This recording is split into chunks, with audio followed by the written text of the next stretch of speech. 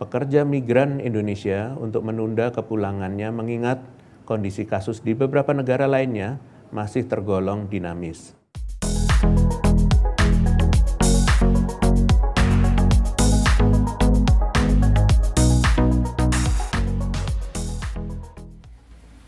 Halo, assalamualaikum. Kembali lagi ya teman-teman, bareng saya di channel Novan YK.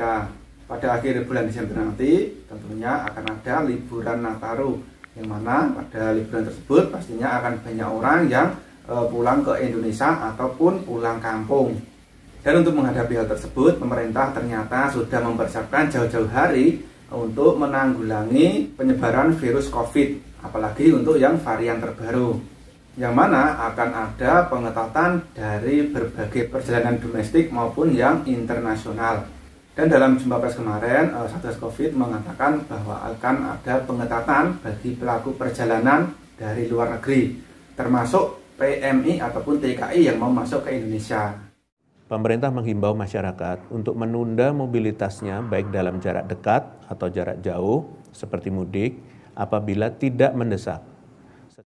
Secara bersamaan, pemerintah juga menghimbau pekerja migran Indonesia untuk menunda kepulangannya mengingat kondisi kasus di beberapa negara lainnya masih tergolong dinamis. Itu tadi himbauan dari pemerintah untuk para TKI ataupun PMI untuk menunda kepulangannya. Yang artinya apa? Yang artinya bagi teman-teman yang mau pulang cuti, jadi ini yang cuti ya, kalau bisa itu ditunda, jangan pas Nataru. Tetapi bagaimana teman-teman yang mau pulang ke Indonesia, entah itu habis kontrak ataupun pengen benar-benar pulang, karena itu bersifat himbauan. Jadi bagi teman-teman yang tetap mau pulang ke Indonesia habis kontrak ataupun tetap benar-benar pulang, nah itu tetap bisa, nggak masalah ya teman-teman. Tetapi yang pasti akan tetap ada karantina. Nah, untuk karantinanya itu berapa hari, dan pastinya juga banyak sekali teman-teman yang bertanya-tanya, kenapa sih karantina itu berubah-ubah setiap saat, mulai dari 8 hari, 7 hari, 3 hari, atau 5 hari, sampai dengan 14 hari. Nah, ternyata pemerintah membeberkan semua alasannya pas jumpa pers kemarin. Penyusunan kebijakan pelaku perjalanan yang baik ialah sensitif dan spesifik, tentunya memperhatikan tidak hanya kondisi terkini dari negara kita, namun juga negara asal kedatangan pelaku perjalanan. Hal-hal yang diperhatikan oleh pemerintah dalam menentukan pengaturan screening pelaku perjalanan internasional, termasuk durasi karantina, diantaranya kondisi kasus di asal dan tujuan negara, cakupan vaksinasi, kepadatan arus perjalanan, dan kesiapan sarana dan prasarana protokol kesehatan di negara tujuan. Selama kurang lebih hampir 2 tahun hidup berdampingan dengan pandemi COVID-19, Indonesia sudah banyak belajar, lebih siap secara teknis serta sarana dan prasarana, sehingga menyesuaikan dengan itu maka pemerintah pun melakukan pengendalian COVID-19 yang adaptif, termasuk penyesuaian durasi karantina dari waktu ke waktu. Terima kasih.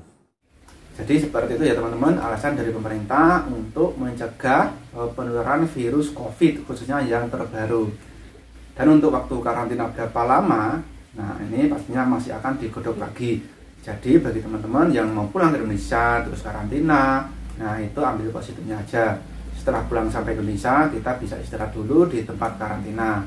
Karena apa? Karena biasanya setelah pulang sampai Indonesia, kumpul sama keluarga, nah itu pengennya langsung wisata ataupun kemana-mana juga. Sehingga kalau misalkan badan kita nggak fit, nah itu kadang malah kita jadi sakit. Karena dulu aku pas cuti itu juga pernah ketika di Korea itu musim dingin, nah di Indonesia itu ternyata panas. Nah jadi kan kaget ya, dari dingin langsung panas. Karena setelah pulang sampai Indonesia itu langsung jalan-jalan ke tempat wisata ataupun berkunjung ke teman-teman yang lain. Karena badannya nggak fit, akhirnya gelimpang teman-teman. Jadi kita harus tetap menjaga kesehatan dimanapun berada. Jadi seperti itu ya teman-teman, informasi saat ini semoga bisa memberi wawasan kepada teman-teman semua. Oke, sampai di sini dulu, sampai ketemu lagi di video berikutnya. Wassalamualaikum.